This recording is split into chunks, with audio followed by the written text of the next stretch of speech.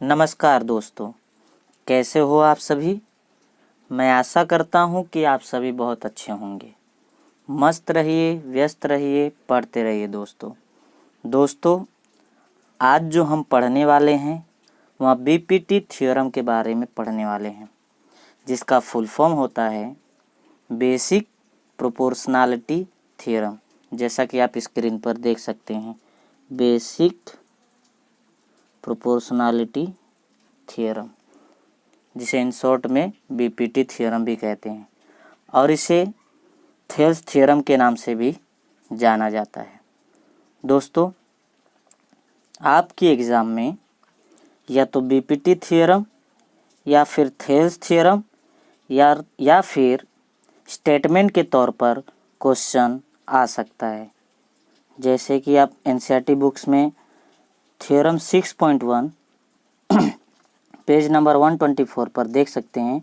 ये जो स्टेटमेंट लिखा है, इस स्टेटमेंट के रूप में भी आपको क्वेश्चन पूछ सकता है। तो आपको ये स्टेटमेंट भी याद रखना जरूरी है दोस्तों। तो इन तीनों में से कोई भी तरीके से क्वेश्चन पूछ सकता है, तो आपको समझ जाना है कि ये थेल्स थ्योरम ही है।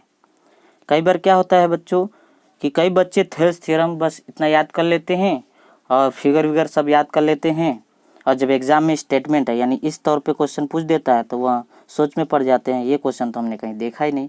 सो दोस्तों, आपको बीपीटी, थेल्स थ्योरम और ये स्टेटमेंट तीनों एक ही है, इस तरीके से याद रखना है। ओके दोस्तों, तो चलिए देखते हैं थेल्स थ्योरम क्या होता है।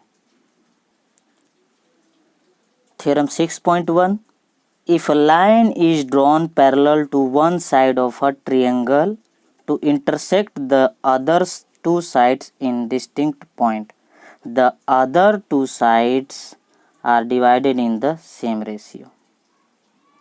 अर्थात थेल्स थ्योरम कह रहा है कि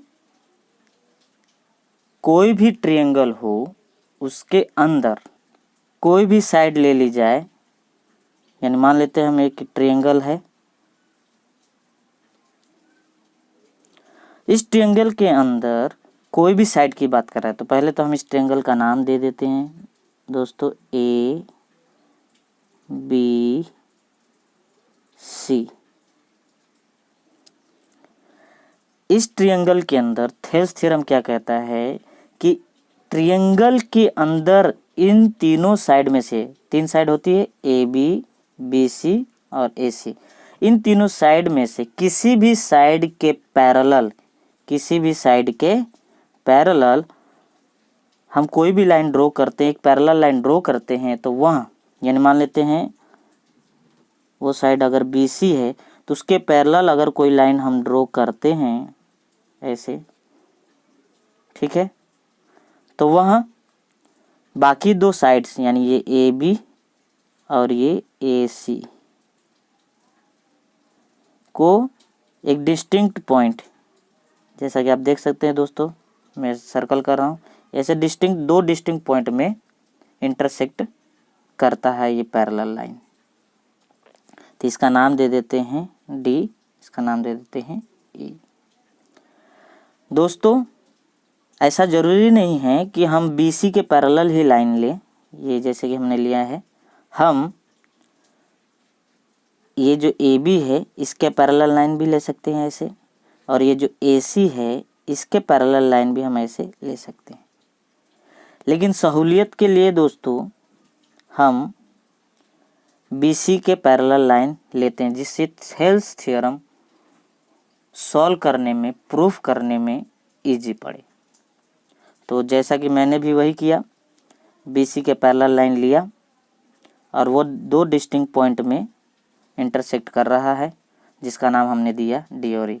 तो थेल्स थ्योरम क्या बोलता है दोस्तों कि यदि ट्रायंगल के अंदर किसी भी साइड के पैरेलल अगर हम कोई लाइन ड्रॉ करते हैं, तो बाकी दो साइड यानी जैसे ए बी और ए सी को सेम रेशियो यानी A D upon D B और ए अपॉन ए सी, मैं लिख के समझा देता हूँ दोस्तों, A D upon D B is equal to A upon A C. इस रेशियो में ये जो पैरेलल लाइन है वह ए बी और ए सी को डिवाइड करता है। तो ये A D by D B और ए ई बाई ई सी ये हमेशा रेशियो समान होता है, यानी अर्थात ले लेते हैं A D by D B अगर मान लीजिए 1/2 है तो ए ई बाई ई सी भी 1/2 ही होगा। अब इस थ्योरम को प्रूव करने के लिए दोस्तों आइए पहले हम कुछ रूल्स, बेसिक रूल्स जो हैं वो जान लेते हैं, जिससे थेल्स थ्योरम को प्रूव करने में हमें सरलता होगी। तो चलिए चलते हैं नेक्स्ट पेज पर। पहला रूल है area of triangle. Area of triangle, तो जैसा कि दोस्तों हम जानते हैं area of triangle 90 angle right angle triangle का एरिया जो होता है वो 1/2 बेस इंटू हाइट होता है। तो इसके अंदर मान लीजिए ट्रायंगल ABC नाम है, तो इसके अंदर बेस क्या हो जाएगा BC और हाइट क्या हो जाएगी AB, यानी ये BC और ये हाइट AB। लेकिन दोस्तों मान लीजिए कि राइट एंगल ट्रायंगल ना दिया हो और उसकी जगह आपको सिंपल ट्रायंगल दिया हो, तब आप क्या करेंगे? तब कैसे एरिया फाइंड करेंगे? मान लीजिए उसका नाम रख देते हैं ABC। तो ऐसे कंडीशन में दोस्तों हमें ये तीनों साइड की वैल्यू पता होनी चाहिए, तो हम इसे हेरोन के फॉर्मूला से निकाल सकेंगे। Heron formula.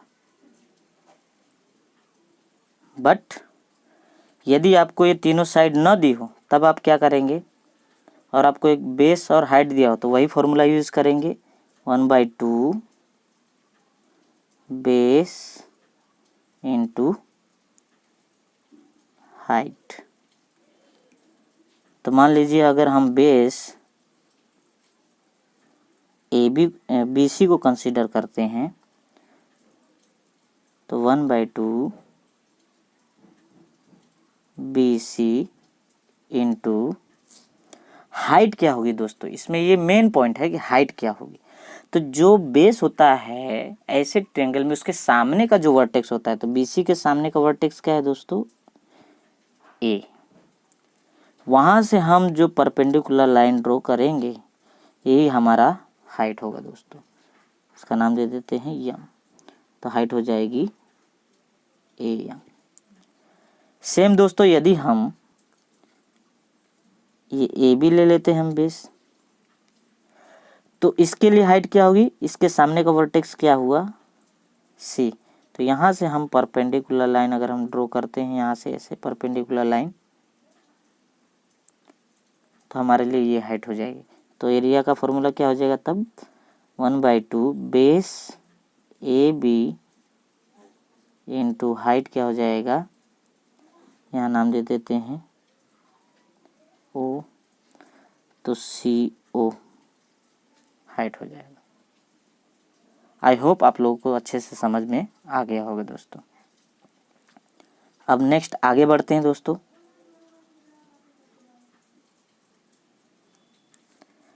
इसके बाद दोस्तों हमारा दूसरा प्रॉपर्टी जो हमें सीखना है बेसिक, वो है मान लीजिए ऑब्ट्यूस एंगल है, एंगल ट्रायंगल है, इसका नाम दे देते हैं ABC।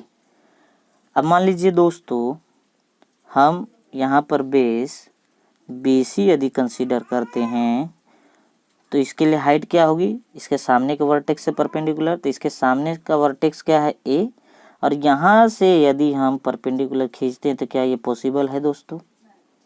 क्या परपेंडिकुलर है? नहीं है, तो ये नहीं चलेगा। तो ऑब्ट्यूस एंगल ट्रायंगल में क्या होता है दोस्तों, जिस बेस को हम कंसीडर कर रहे हैं उसे थोड़ा आगे की तरफ बढ़ाया जाता है। तो मैंने BC को क्या किया, आगे की तरफ बढ़ाया, ठीक। अब हम ए वर्टेक्स से हाइट खींचेंगे BC पर जो हमने एक्सटेंड किया है, तो ये हमारे लिए हाइट हो जाएगी। तो इस कंडीशन में हमारा एरिया का फॉर्मूला होगा 1/2 इंटू बेस क्या है हमारा दोस्तों, BC तो था ही, हाइट अलग जगह से आ गया वह है, तो इसका नाम दे देते हैं एम, तो AM हो जाएगा हमारा हाइट AM।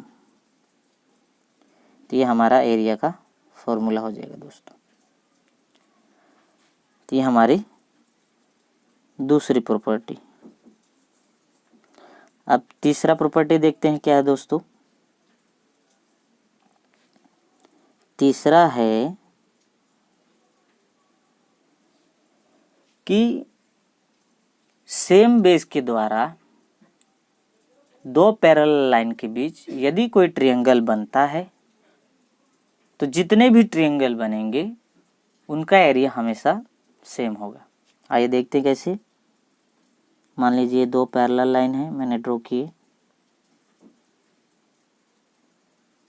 ये दूसरी पैरेलल लाइन। अब मान लीजिए दोस्तों बेस इसमें AB है, हमने कंसीडर किया, तो इस AB के थ्रू इन दोनों पैरेलल लाइन के बीच में अगर हम कोई ट्रायंगल बनाते हैं ऐसे, मान लीजिए ऐसे, तो क्या ट्रायंगल बना दोस्तों, ABC। अगर दोस्तों यही बेस कंसीडर करके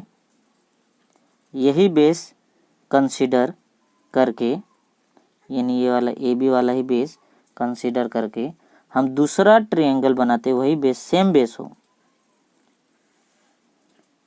और इसका नाम दे देते हैं D। तो ABD ये क्या होगा, एरिया दोनों का सेम होगा, यानी area of ABC is equal to area of ABD। I hope दोस्तों आप लोग को समझ में आ गया होगा। इसके अलावा और भी यदि आप कोई ट्रायंगल बनाते हैं, जैसे मान लीजिए बेस यही है, AB ही है, ठीक, तो यहाँ से मान लीजिए आप लोग ऐसे ले जाके और कोई ट्रायंगल बनाते हैं तो ये भी सेम होगा, इसका नाम दे देते हैं E। तो हो जाएगा एरिया ABE।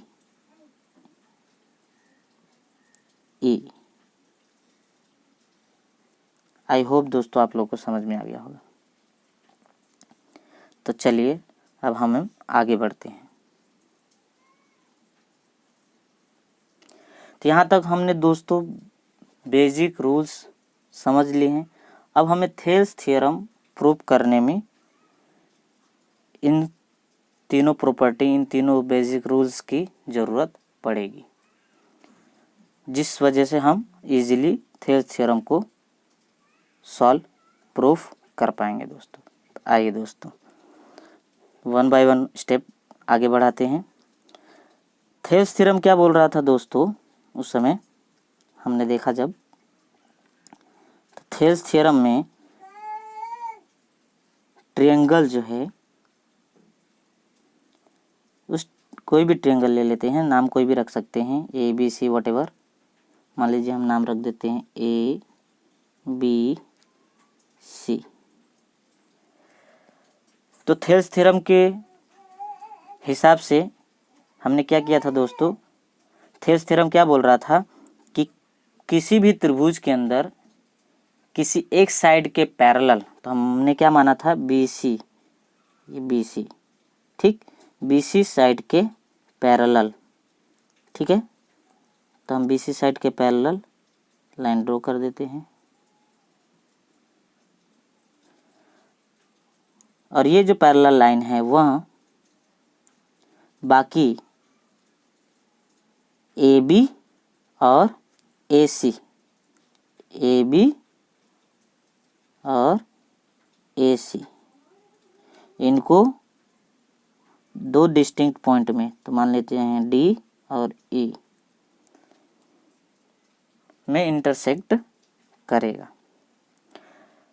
तो आगे और थेल्स थ्योरम क्या कहता है दोस्तों, इस पैरेलल लाइन की वजह से ये जो ए बी है वहाँ ए बी और ए सी दोनों सेम रेशियो में डिवाइड करेगा।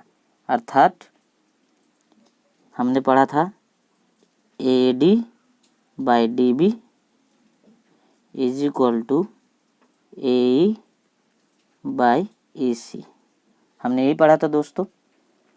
इसे हमें प्रूव करना था। इसे प्रूव करने के लिए हमने 3 बेसिक रूल्स देखें, उनका यूज़ करके हम इसे प्रूफ करेंगे। ओके, अब दोस्तों हमने एरिया देखा, एरिया का फॉर्मूला देखा। तो अब इसके अंदर हम एरिया का फॉर्मूला कब लगा पाएंगे दोस्तों, जब इसमें हाइट भी हो। अब इसमें तो बेस दिख ही रहा है, ए डी डी बी ए ई ई सी, लेकिन हाइट नहीं है दोस्तों। तो इसमें हमें कुछ कंस्ट्रक्शन करने पड़ेंगे दोस्तों अपनी तरफ से, ठीक है। तो वहाँ करते हैं।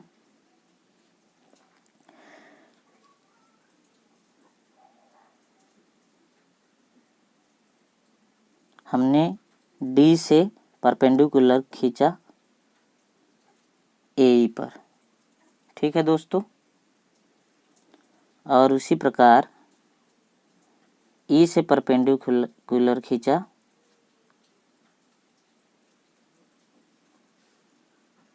ए डी पर,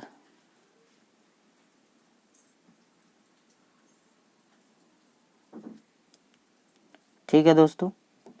सेम वे, तो यहाँ पर तो हम एरिया निकाल लेंगे दोस्तों। ए डी ई ट्रायंगल में हमने जो लाइन कंस्ट्रक्शन कर दी है, तो बेस इंटू हाइट के फॉर्मूले से 1 बाई बेस इंटू हाइट के फॉर्मूले से निकाल लेंगे। अब ये जो नीचे डी ई बी सी, इसके अंदर एरिया कैसे निकालेंगे, तो इसमें भी कंस्ट्रक्शन करना होगा दोस्तों। तो क्या करेंगे हम,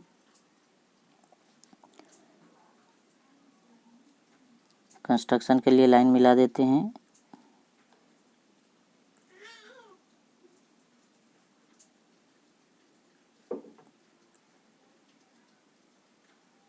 ऐसे तो ट्रायंगल बन गया डी बी ई, और इस तरफ से मिला देते हैं। तो ये कंस्ट्रक्शन करना जरूरी था दोस्तों, तभी हम ये थेल्स थ्योरम जो है इसे प्रूफ कर पाएंगे दोस्तों। ओके दोस्तों, अब हमने जो नाम दिया है, यहाँ पे जो परपेंडिकुलर ड्रॉ किया है, इसका नाम रख देते हैं यम और यन, यम यन, ठीक है दोस्तों। पहले आप क्या करेंगे, गिवन डेटा उसे लिख देंगे। तो गिवन डेटा में क्या है, जो क्वेश्चन में दिया होता है। तो क्वेश्चन में क्या हो, आपको स्टेटमेंट के तौर पे दिया गया है, तो आपने स्टेटमेंट के तौर पे आपने क्या बना दिया, ए बी सी ट्रायंगल जैसा बोला था उस हिसाब से पैरेलल लाइन आपने ड्रॉ कर दिया, डिस्टिंक्ट पॉइंट डी।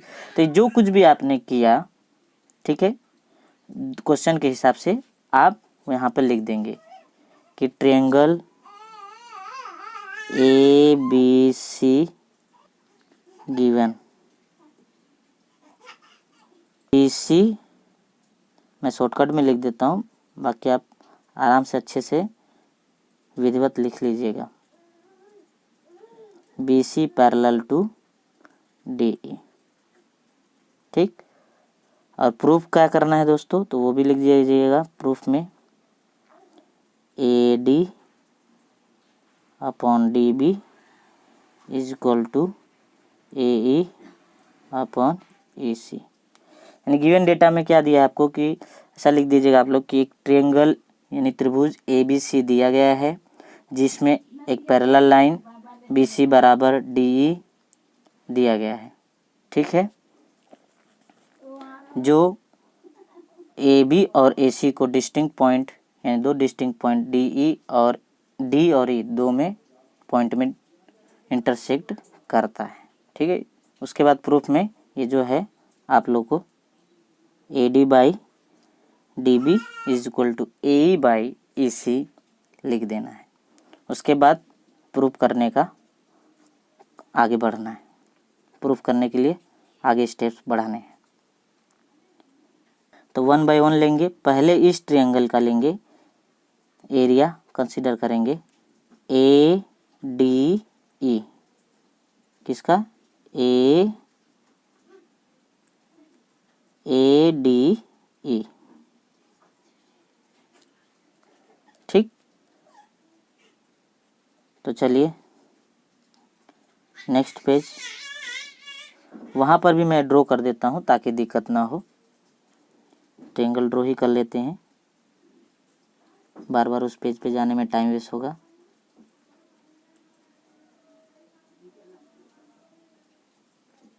ओके दोस्तों, ठीक है, इसका नाम दे देते हैं ABC। पैरेलल लाइन ड्रॉ कर देते हैं जैसा कि थेल्स थ्योरम के थ्रू हमने बनाया। दो डिस्टिंक्ट पॉइंट D और E। ठीक, उसके बाद कंस्ट्रक्शन और था आगे। D से परपेंडिकुलर डाला हमने तो इसे दिया M, और इसके बाद E से परपेंडिकुलर डाला और इसे दिया हमने N। ठीक, और उसके बाद हमने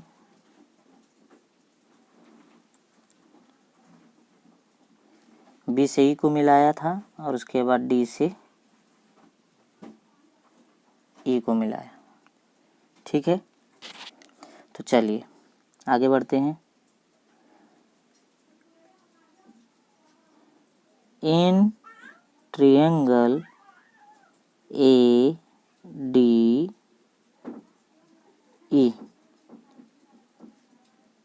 इन ट्रायंगल ADE यानी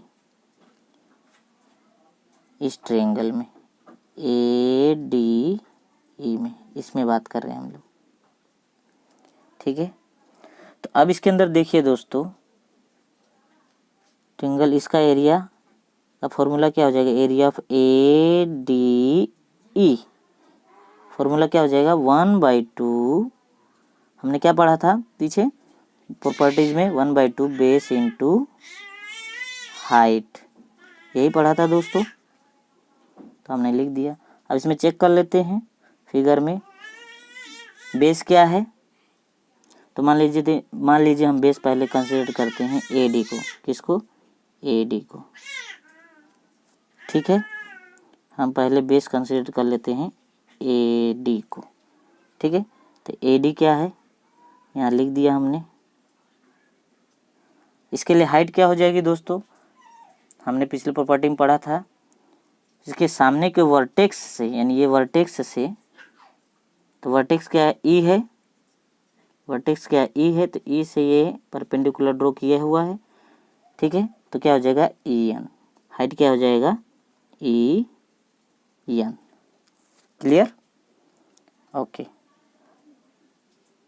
तो ये इक्वेशन नंबर 1। अब दूसरा दोस्तों,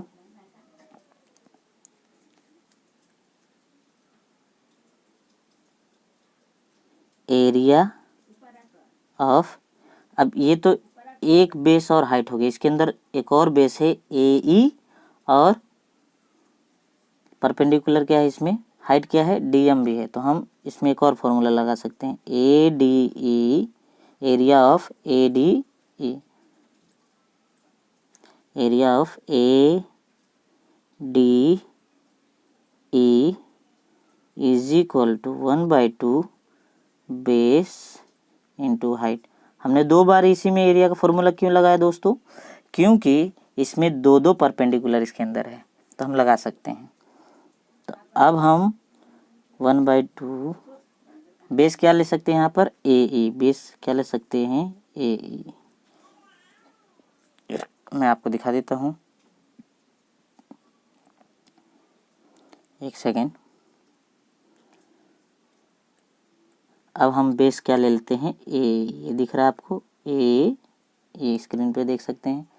और इसके लिए परपेंडिकुलर मैंने बोला था आपको प्रॉपर्टीज में, अभी पीछे ही पढ़ाया था किसके सामने का वर्टेक्स, तो सामने का वर्टेक्स डी है, डी से परपेंडिकुलर यहाँ पर आगे गया है, तो डी यम, यहाँ पे हाइट क्या हो जाएगा, डी यम।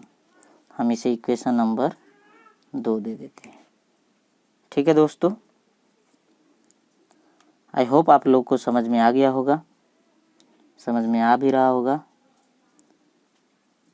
अब मैं इसे थोड़ा हटा देता हूँ। ठीक है दोस्तों,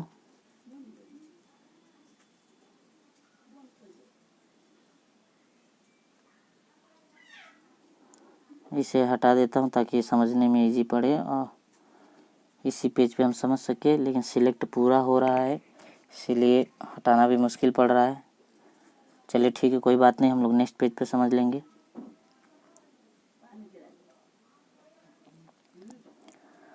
अब क्या करेंगे दोस्तों, हमने पिछले वाले में यहाँ पर हमने ए डी ट्रायंगल में देख लिया, हमने जो सॉल्व करना था कर दिया। अब हम बात करेंगे इस ट्रायंगल की, एक सेकेंड। हाँ, अब हम बात करेंगे इधर D B E, D B E, इस ट्रायंगल की बात करेंगे अब हम। ठीक है, आगे बढ़ते हैं हम। तो in triangle D B E, तो इसका क्या निकालते हैं, area, area of D B E, D B E is equal to 1/2 base into height. मैंने फॉर्मूला ऑलरेडी बताया आपको दोस्तों प्रॉपर्टीज़ में, बेस इंटू हाइट। राइटिंग इतनी अच्छी क्लियर नहीं आ रही है दोस्तों, उसके लिए सॉरी। अब दोस्तों यहाँ पर देखिए,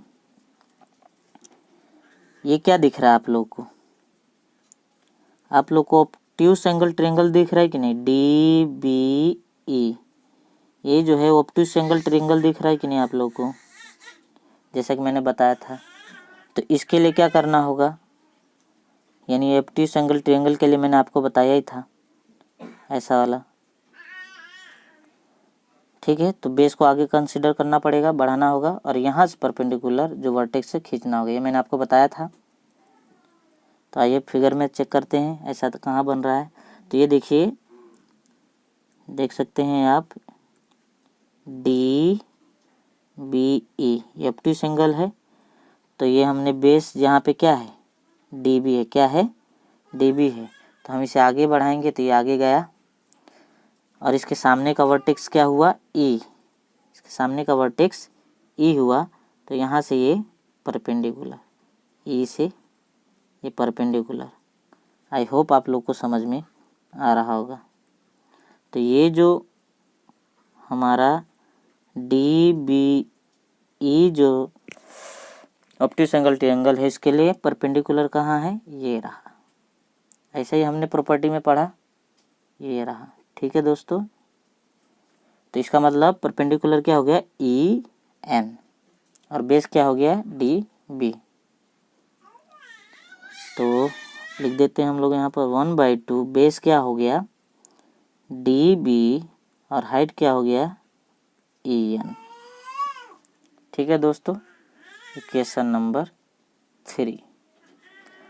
अब फिर देखते हैं दोस्तों, अब इस ट्रायंगल की बात करेंगे दोस्तों, बताता हूँ, इस ट्रायंगल की बात करेंगे अब, डी सी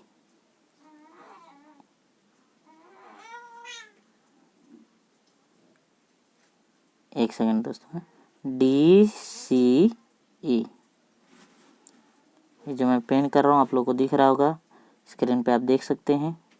डी बी की बात करेंगे तो ये भी ऑब्ट्यूस एंगल ट्रायंगल है दोस्तों, तो इसके लिए परपेंडिकुलर क्या है, परपेंडिकुलर है ये दोस्तों, दिख रहा है आप लोग को, डी एम, परपेंडिकुलर क्या है, डी एम।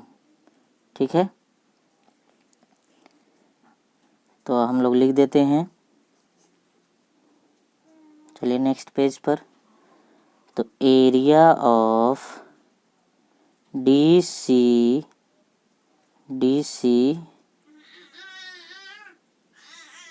क्या था, DCE, area of DCE is equal to 1/2 base into height. ठीक दोस्तों, तो 1/2 तो ऐसे ही आ जाएगा। बेस क्या है यहाँ पर दोस्तों, बेस है CE, बेस है CE, दिख रहा है दोस्तों। और हाइट क्या है, DM।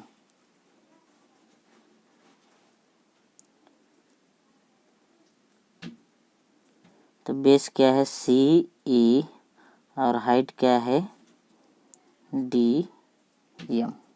इसका इक्वेशन नंबर दे देते हैं 4। आई होप आप लोगों को समझ में आया होगा दोस्तों।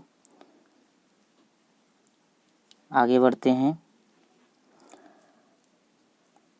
अब दोस्तों आप देख सकते हैं थेल्स थ्योरम में हमें ये 4 साइड चाहिए थी, AD/DB, AE/EC।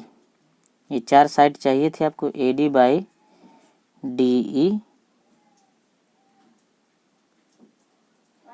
और AE/EC। तो आप देख सकते हैं यहाँ पर दोस्तों हमने AD, AE, DB, EC question में ला दिया है, सॉल्यूशन के अंदर हमने इसे ला दिया। लेकिन अभी ये रेशियो में नहीं है दोस्तों, ठीक है। तो हमें रेशियो में लाना होगा। तो क्या था हमारा रेशियो, वापस चेक कर लेते हैं। AD/DB और AE/EC। तो AD/DB, तो AD तो यहाँ पर है और DB कहाँ है, यहाँ पर है। It means equation number 1 and equation number 3 का रेशियो लेंगे। उसके बाद इक्वेशन नंबर 2 और इक्वेशन नंबर 4 का रेशियो लेंगे। ठीक है दोस्तों। फ्रॉम इक्वेशन 1 एंड 3, तो पहला और तीसरा इक्वेशन क्या है। पहला इक्वेशन है area of ADE is equal to 1/2 base into height. तो बेस क्या था वहाँ पर AD और हाइट क्या था, EN, हाइट क्या था EN। ये हमारा पहला इक्वेशन। उसके बाद तीसरा इक्वेशन क्या था, area of DBE is equal to 1/2 base क्या था DB और हाइट क्या था EN, राइट।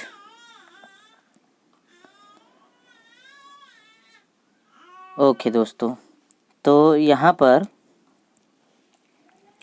EN कैंसल हो जाएगा। आप देख सकते हैं 1/2 कैंसल हो जाएगा। तो बचेगा क्या दोस्तों, AD/DB। ठीक है दोस्तों, AD/DB।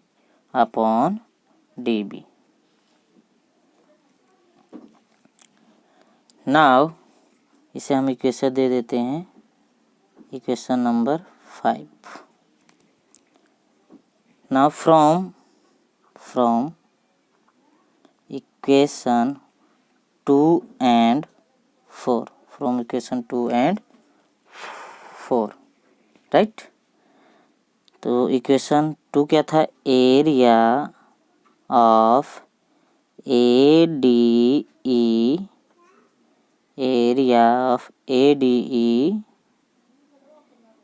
Is equal to 1/2 base क्या था दोस्तों बेस था ए और हाइट क्या थी दोस्तों, DM। उसी प्रकार सेम वे चौथा इक्वेशन क्या था, area of DCE is equal to क्या था, 1/2 बेस क्या था, बेस C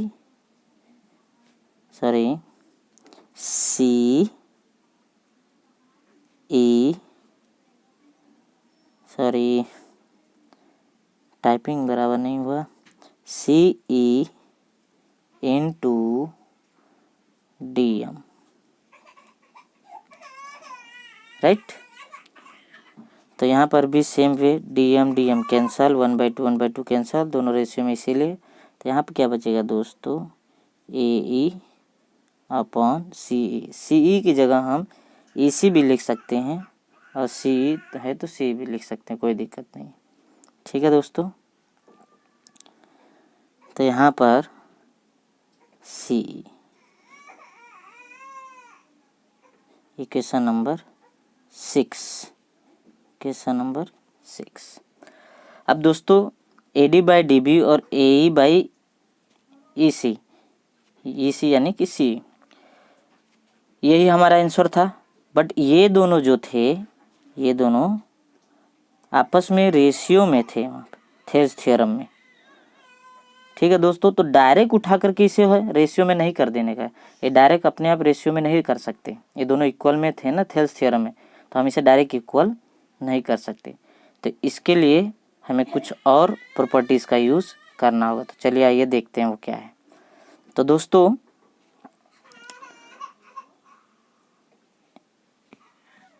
ये AD/DB और AE/EC ये दोनों इक्वल कब कर सकते हैं, जब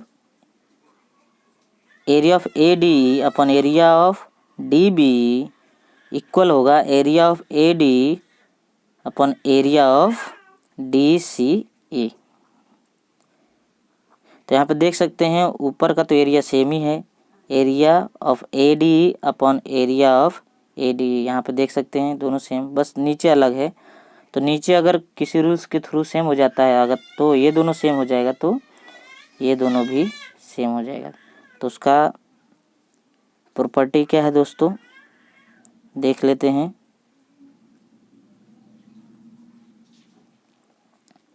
तो मैंने आपको बताया था दोस्तों, कि किसी भी दो पैरेलल लाइन के बीच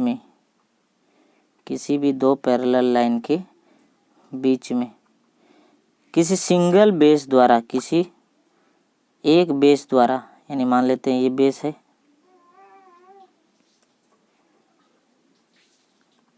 AB, तो इसके द्वारा इन दो पैरेलल लाइन के बीच में कितने भी ट्रायंगल बनाओ दोस्तों, उन सब का एरिया जो हो सेम हो गया। मैंने बताया था आपको। तो मैंने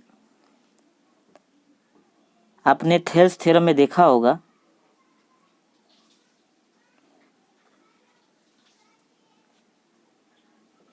ये थेल्स थ्योरम में ये फिगर था दोस्तों, ABC ऐसा था और ये पैरेलल लाइन थी यहाँ से,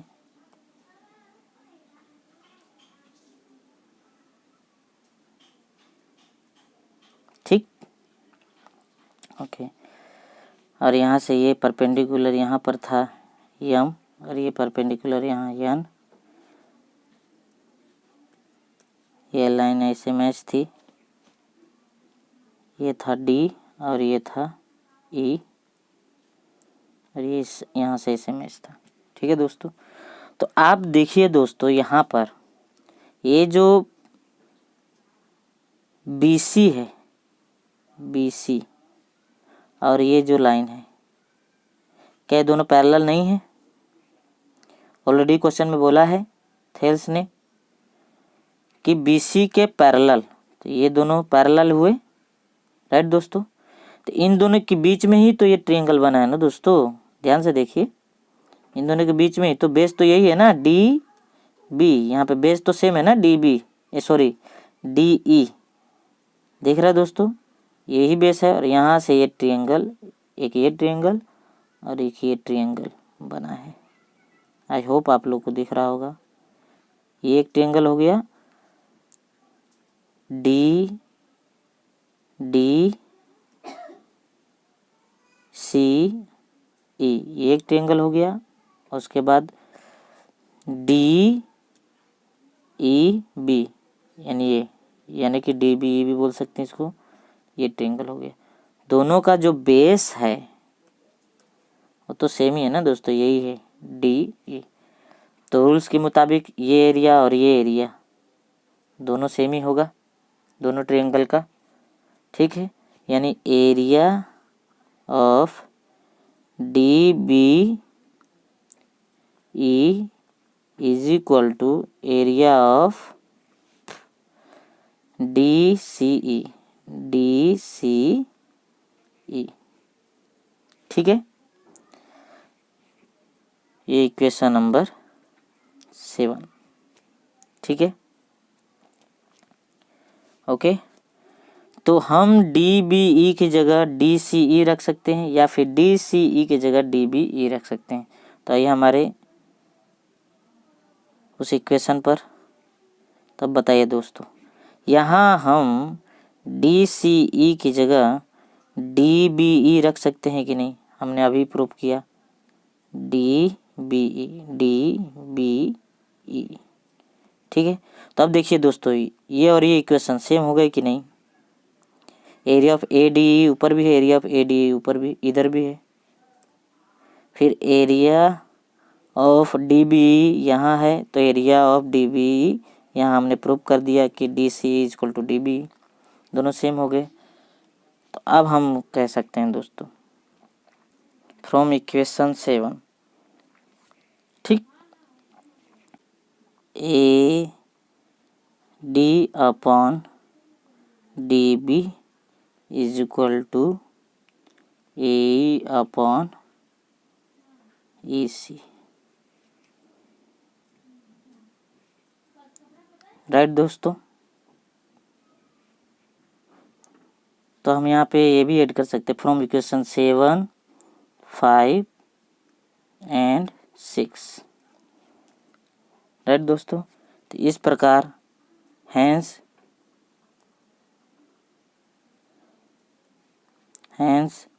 Thales theorem is prove.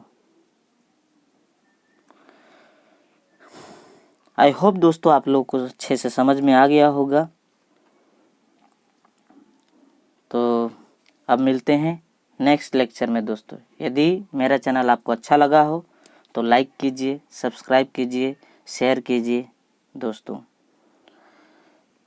Thank you.